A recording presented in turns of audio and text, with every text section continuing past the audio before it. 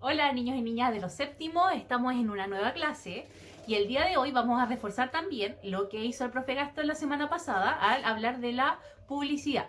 Ya nos dijo que la publicidad es un texto argumentativo que nos sirve para persuadir o convencer de hacer determinadas acciones.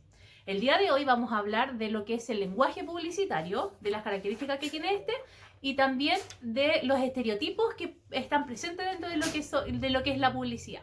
El lenguaje publicitario se va a apoyar siempre por el lenguaje verbal y el no verbal. Cuando hablamos de lenguaje verbal, nos referimos a todo lo que tiene que ver con la escritura, con las letras. En el caso de los afiches, tiene relación con el eslogan que se dice y con el texto de apoyo que apoya lo que dice el eslogan y con la marca del producto que se está promocionando en el caso que corresponda. Y el lenguaje no verbal tiene que ver con el tipo de letra que se utiliza, los colores de un afiche y las imágenes que se utilizan en esta. El lenguaje no verbal me sirve para apoyar lo que se está tratando de publicitar, ¿cierto? Y que resulte mucho más atractivo para las personas que lo están leyendo. Y por otro lado también los afiches presentan estereotipos. Cuando hablamos de estereotipos es una imagen simplificada que se hace de las características de un grupo de personas. ¿A qué me refiero a esto? Que si tenemos a lo mejor un grupo de futbolistas, pensamos que todos los futbolistas tienen esa misma característica. Si vemos a las modelos le atribuimos las mismas características a todas, sin diferenciar una de otra. Cuando hablamos a lo mejor de la mujer, tenemos un concepto de mujer y se le atribuyen a todas las demás. Y así podríamos ir diciendo muchos más ejemplos.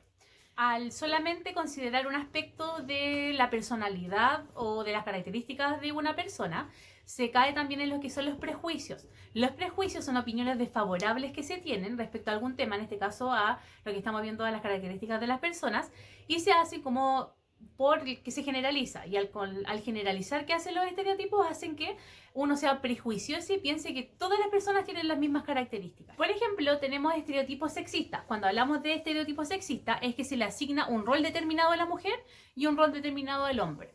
¿Cómo esto puede caer en los prejuicios? Porque los hombres se presentan como deportistas, poco emocionales y relacionados con el mundo del trabajo fuera del hogar.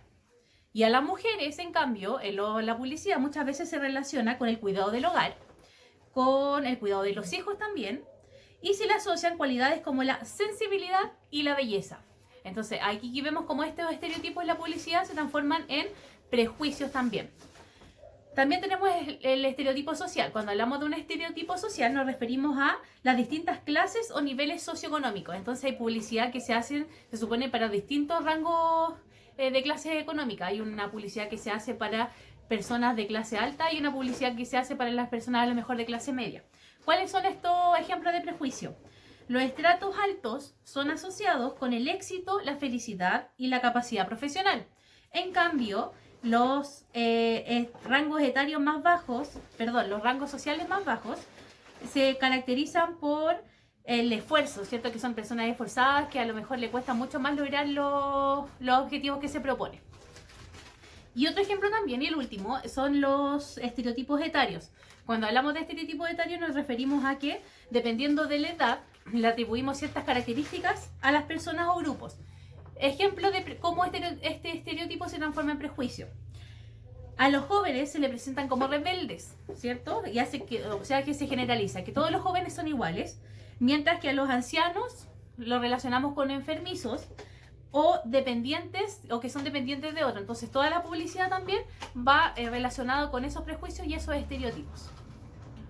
O sea que el texto y la imagen que aparece en un texto publicitario va a estar determinada por la edad, por el sexo a quien va dirigido, por las características del grupo que se elige, y para eso también se toman los estereotipos y muchas veces también se cae en lo que dijimos que son los prejuicios. Espero que este video te haya servido, que puedas realizar la actividad que corresponde a la clase. Así que nos vemos en una próxima instancia.